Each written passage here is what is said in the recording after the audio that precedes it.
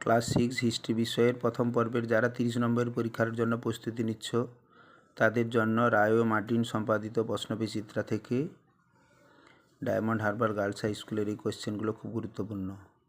একই সঠিক উত্তরটি বেছে নিয়ে লেখো। চাকা আবিষ্কৃত হয় নব্যপ্রস্তর যুগে। হোমো হাবিলিস কথার অর্থ হলো দক্ষ মানুষ। মেহেরগড় সভ্যতা ছিল গ্রামীণ সভ্যতা। হরপ্পা সভ্যতার বাড়িগুলি তৈরি হতো পোড়া ইট দিয়ে। দুইয়ের দাগে নিচের প্রশ্নগুলির নির্দেশ অনুসারে উত্তর দাও।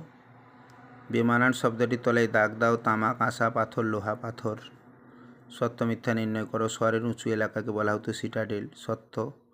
নর্মদা উপত্যকায় আদমগড়ে কোন কোন পশুর হাড় মিলেছে? কুকুর ও গবাদি পশুর। হরপ্পা সভ্যতার মানুষ কোন ধাতুর ব্যবহার জানত না? লোহা ধাতুর। এপ কি? টেক্সট বইতে 17 নম্বর পেজে রয়েছে।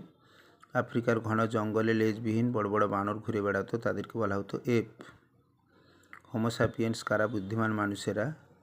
কোথায় কাঠের নাঙলের ফলার দাগ পাওয়া গেছে? রাজস্থানের কালীবঙ্গানে। লোথাল শব্দের অর্থ মৃতের স্থান। দাবানল কি? না বনে গাছের সঙ্গে গাছের ঘষা লেগে আগুন জ্বলে ওঠাকে দাবানল বলে। দয়ারাম সাহানি কেন বিখ্যাত? হরপ্পা সভ্যতার আবিষ্কর্তা। আদিম মানুষ বস্ত্র হিসেবে প্রথমে কী কী ব্যবহার করত? পশুর চামড়া এবং গাছের ছাল। কোন সভ্যতায় পৃথিবীর সর্বাপেক্ষা পুরনো কার্পাস চাষের নমুনা পাওয়া গেছে? মেহেরগড় সভ্যতায়। হরপ্পাবাসীরা কোন পশুর ব্যবহার জানত না? ঘোড়ার। সিন্ধু লিপির সঙ্গে কোন ভাষার মিল পাওয়া যায়? দ্রাবিড় ভাষার।